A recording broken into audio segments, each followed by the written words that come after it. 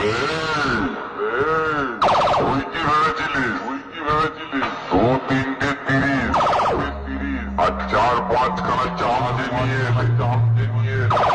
পূর্ব বর্ধমান জেলা সিরাজপুরে sound kick ভয় পেয়ে যাবে তো ডেট দেখে তো মনে হচ্ছে দালালি করে খা শোন আমার বাড়ি কুকুর তোর থেকে ভালো হাট বাটে থাক আর শোন কম্পিটিশন করার যদি ইচ্ছা থাকে